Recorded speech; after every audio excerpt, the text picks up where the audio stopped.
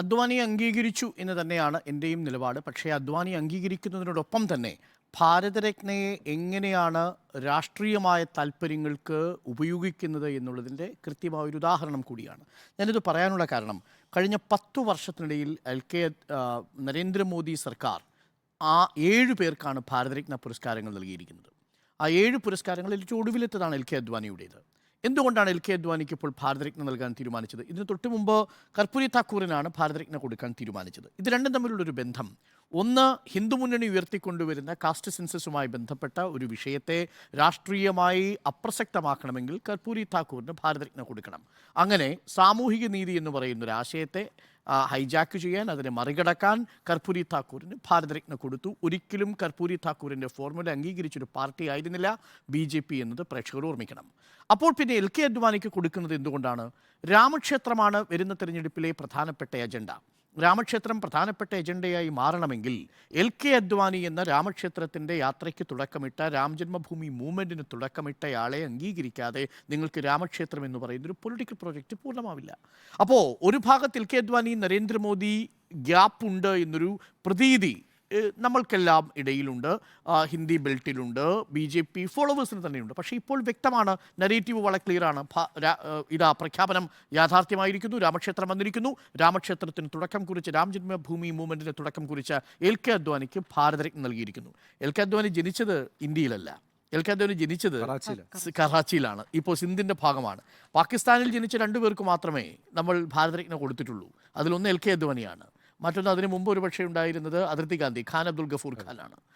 പക്ഷേ നരേന്ദ്രമോദി സർക്കാരിൻ്റെ ബാക്കിയുള്ള 5 പേരെ കൂടി അറിയണം. കർപ്പൂരി താക്കൂറും LK അദ്വാനിയും കൂടാതെ വാജ്പേയിക്കാണ് ഭാരതരത്ന കൊടുത്തത്. മറ്റൊന്ന് പ്രണവ് കുമാർ മുഖർജിക്കാണ്.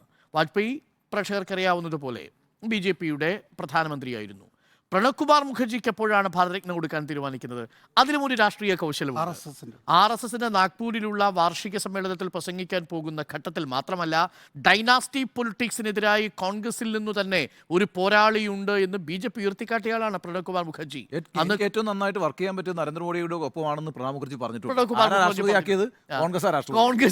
മൻമോഹൻ സിംഗ് പ്രധാനമന്ത്രി. അതെ, അവിടെയാണ് എത്ര കൗശലമായി കർപ്പൂരി താക്കൂറിനെ ഭാരതരത്ന വഴി അംഗീകരിക്കുന്നത് വഴി എങ്ങനെ അപ്രോപ്രിയേറ്റ് ചെയ്തു, എങ്ങനെയാണ് സർദാർ പട്ടേലിനെ BJP അപ്രോപ്രിയേറ്റ് ചെയ്യുന്നത്, അതേപോലെയാണ് പ്രണബ് മുഖർജിയും രാഷ്ട്രീയമായി ഉപയോഗിച്ചത്. മറ്റൊന്ന് ഭൂപേഷ് ഹസാരിക. ആരാണ്? അസാമിലെ ഭൂപൻ ഹസാരിക. ഭൂപൻ ഹസാരിക എവിടെയാണ്? അസാമിലാണ്. ലിറിസിസ്റ്റാണ്, സിംഗറാണ്. നോർത്ത് ഈസ്റ്റ് കീഴടക്കാൻ BJPയുടെ പ്രധാനപ്പെട്ട ടൂളായിരുന്നു സാംസ്കാരികമായ മണ്ഡലത്തിൽ.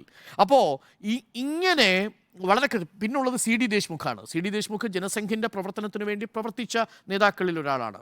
അപ്പോൾ ഈ 6 ഭാരതരത്ന കിട്ടിയ LK അദ്വാനി അടക്കം 7 പേരുടെ ഭാരതരത്നയുടെ രാഷ്ട്രീയ ചരിത്രം നോക്കുമ്പോഴും അതിലെ രാഷ്ട്രീയ കൗശലം വളരെ വിസിബിളാണ്, വളരെ തെളിഞ്ഞു നിൽക്കുന്നതായിട്ട് കാണാം. അതുകൊണ്ട് ഈ അംഗീകാരം നരേന്ദ്രമോദി മുന്നോട്ട് വയ്ക്കുന്ന രാഷ്ട്രീയത്തിനുള്ളൊരു അംഗീകാരത്തിൻ്റെ തുടർച്ചയെന്ന നിലയിൽ കൂടി ഞാനിതിനെ കാണുന്നു. അപ്പോൾ അദ്വാനി അംഗീകരിച്ചു എന്ന ചോദ്യത്തിന് അദ്വാനി അംഗീകരിച്ചു. മാർഗദർശി മണ്ഡൽ അല്ലേ, മണ്ഡലാണ് ഉണ്ടാക്കിയിട്ട് അവിടെ എത്തി അല്ലേ, അവിടെ ഇരുത്തിയത്. അവിടെ നിന്നാണ് ഇപ്പോൾ ഭാരതരത്നയിലേക്ക് കൊണ്ടുവന്നിരിക്കുന്നത്. അപ്പോൾ ഒരു വെടിക്ക് 2 പക്ഷി. മാർഗദർശി മണ്ഡലിൽ നിന്ന് ഭാരതരത്നയിലേക്ക്, രാമക്ഷേത്രത്തിനോടൊപ്പം ജന്മഭൂമി മൂവ്മെന്റ് തുടക്കക്കാരന് ഭാരതരത്ന. ഈ ഭാരതരത്ന കൊടുക്കുമായിരിക്കും, പക്ഷെ മാർഗദർശി മണ്ഡലം കൂടിയിട്ടില്ല കേട്ടോ ഇതുവരെ. അതെ, അത് റിട്ടയർമെന്റ് പോസ്റ്റ് അല്ലേ? ആ മണ്ഡലിലേക്കല്ലേ യെദ്യൂരപ്പ ഇപ്പൊ എടുത്തിരിക്കുന്നത്? ഇല്ല എടുത്തിട്ടില്ല. അല്ല, പാർലമെന്ററി പാർട്ടിയില്ല, പാർലമെന്റ് ബോർഡ്.